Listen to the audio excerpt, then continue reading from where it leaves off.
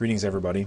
In this quick video here I'm going to do a couple things for you. First of all, give you a quick introduction to MLA citation style, which we'll be using for your final project, and then I want to overview or review what the final project will look like. So first of all, why don't we just take a look at the sample annotated bibliography. This is what's available to you through the Annotated Bibliography Tools folder that's in your D2L course. So for each of your worksheet projects, you did an annotation for that source. That's what you see here, this paragraph. You will also have a citation, which will be an MLA citation style, and that's what this part is here. So for each of your sources, you will label it what kind of source it is. In this case, it's a book. You'll have your citation, and then you'll have your annotation. The annotation, you got started on that with what you did in your worksheet. At the end of your worksheet, you wrote an annotation for your source. Here I've used basically the CRAP format, which we use for web pages. So currency, relevance to your research question, authority, accuracy, and purpose. That's just a format that you can try to use for your annotations for the final project. So here you have the book source. Periodical articles, there are two of these. Remember, we did two worksheets on periodicals, so you'll have two periodical worksheet sources and annotations for those. You've got a web page source and your specialized database source, and that's it. Citation and annotation for each one of those sources.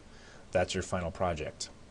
If you've done your worksheets, you've already got a really good start on that. What we'll be doing in our next class meeting is doing the citation part. This is an MLA style citation. I'm going to give you some basics about MLA style. MLA stands for Modern Language Association. This is a group that sets some standard guidelines for citing sources in a bibliography, or what they call a works cited page. Let me give you some of the basics. First of all, a works cited entry looks like this in MLA style. First thing, this is a book source. First thing you have is the author. This book had two authors. The first author, you're going to put last name first and then their first name. This is so that when you have a whole list of these citations, you can organize them in alphabetical order by the last name of the author. So that's why the first author goes last name, first name. The second author you can just put in the regular order. You'll see here that the book title is in italics. In MLA style, several different kinds of elements will go in italics when you type them out. One of them is book titles. Also, periodical titles. So if it's the title of a journal like this one, or if it's a magazine like Time Magazine, or the name of a newspaper, that will go in italics as well. Also, you will have any database names. This one came from Academic Search Premier Database. The database name goes in italics as well.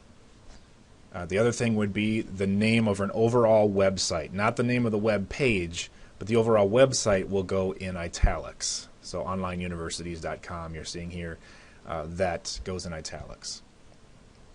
Back to the book source. You'll need some basic information from your book to do a citation. Three basic things.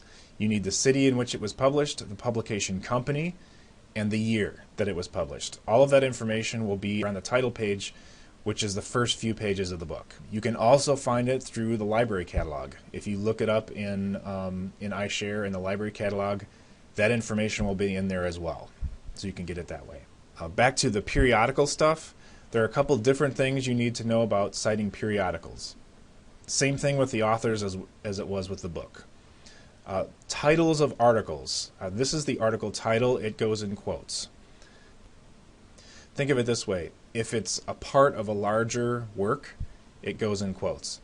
So an article is a part of a journal issue, so that goes in quotes.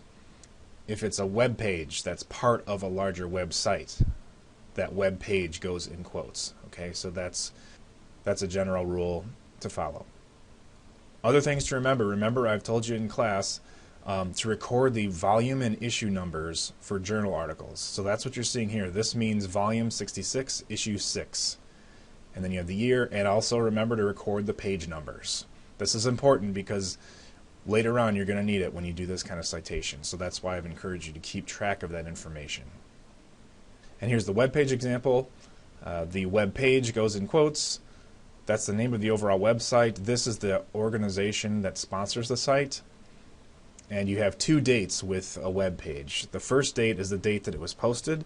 The second date is the date that you accessed the web page online. So there's 2 different dates. Note that they do the dates in a particular way in MLA style. Day, month, year. So that's something to keep in mind. For the specialized database, this is similar to how you would cite a periodical. Author, title goes in quotes. This would usually be a journal name, and that'd be in italics, the year.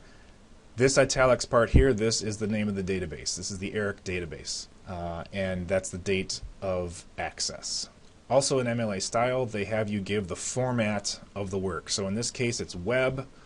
Same thing with a web page, of course, will be web. If it's from a print source, you will say print. They started doing this because nowadays, of course, so much information is available both in a print format and in an electronic format. So they have you give that print or web designation so that your reader knows which format you got it in. Okay, there are other little guidelines about capitalization and stuff. We'll get into that in class. But I wanted you to have a brief overview of what your citations will look like and what the overall final project is going to look like, because we're going to be doing the rough draft coming up here real soon. So the rest we will look at in class, and I'll see you soon.